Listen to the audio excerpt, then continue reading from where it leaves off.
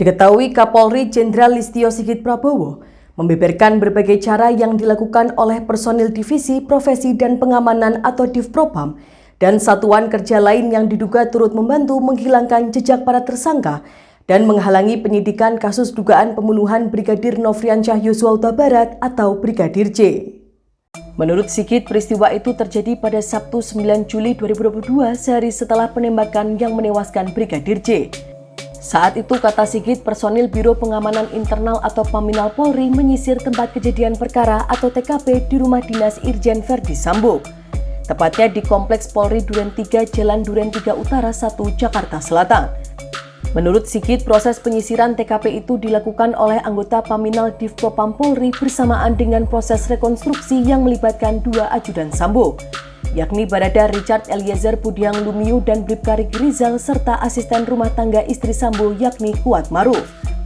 Ia mengatakan personil Biro Paminal Divpropam Polri di saat yang bersamaan kemudian menyisir TKP dan memerintahkan untuk mengganti harddisk CCTV yang berada di pos security Duren 3. Hal tersebut disampaikan Sigit dalam rapat kerja bersama Komisi 3 Dewan Perwakilan Rakyat di Jakarta pada Rabu 24 Agustus 2022. Adapun harddisk CCTV ini kemudian diamankan oleh personil Divpropam Polri. Ketika itu Sambo masih menjabat sebagai Kadivpropam. Ia turut membawahi Biro Paminal yang sempat dipimpin oleh Brigjen Hendra Kurniawan. Sigit dalam rapat kerja itu juga memaparkan sejumlah pelanggaran yang dilakukan para personil polisi dari berbagai satuan kerja terkait penanganan kasus Brigadir J. Pelanggaran pertama, kata Sigit, yakni terdapat personil Propam masuk di tempat kejadian perkara atau TKP yang semestinya tidak boleh dilakukan untuk menjaga status quo. Bentuk pelanggaran kedua adalah ada personil Polri yang tidak berkepentingan ikut mengangkat jenazah Brigadir J sebelum olah tempat kejadian perkara atau TKP selesai sepenuhnya.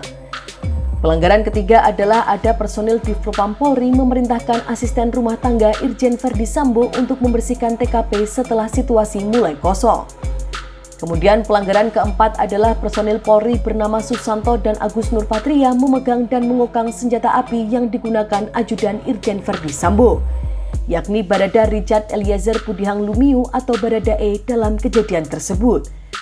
Sementara itu, pelanggaran kelima adalah barang bukti berupa 2 pucuk senjata api, magazen, dan peluru baru diserahkan kepada penyidik Polres Jakarta Selatan pada 11 Juli 2022.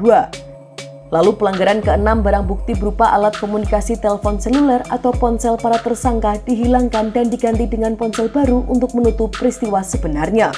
Pelanggaran ketujuh adalah proses penyidikan dan penanganan CCTV oleh penyidik Polda Metro Jaya yang tidak utuh dan menghilangkan beberapa rangkaian peristiwa penting. Adapun pelanggaran ke-8 adalah CCTV di pos keamanan Kompleks Polri Duren 3 diganti. Penyidik pada Direktorat Tindak Pidana Umum atau Dirtipidum Badan Reserse Kriminal atau Bareskrim Polri sampai saat ini menetapkan 5 tersangka dalam kasus dugaan pembunuhan berencana Brigadir J. Para tersangka tersebut adalah Verdi Sambo, Putri, Barada Richard Eliezer Budiang Lumiu atau Barada E, Bribka Riki Rizal atau Bribka RR, dan asisten rumah tangga Putri bernama Kuat Maruf. Kelimanya dijerat dengan sangkaan pasal 340, subsidiar pasal 338, jungto pasal 55 dan pasal 56 Kitab Undang-Undang Hukum Pidana atau KUHP, dengan ancaman maksimal hukuman mati, penjara seumur hidup atau penjara selama-lamanya 20 tahun. Menurut keterangan Mabes Polri, Barada E diperintahkan oleh Sambo untuk menembak Brigadir J pada 8 Juli 2022.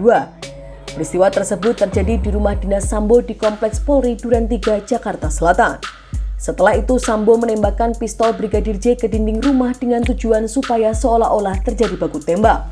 Menurut pengakuan Sambo, dirinya merencanakan pembunuhan terhadap Brigadir J karena merasa marah dan emosi akibat martabat keluarganya dilukai dalam sebuah kejadian di Magelang, Jawa Tengah. Demikian informasi dari Tribun Jateng Update. Saksikan terus Tribun Jateng Update hanya di channel YouTube Tribun Jateng.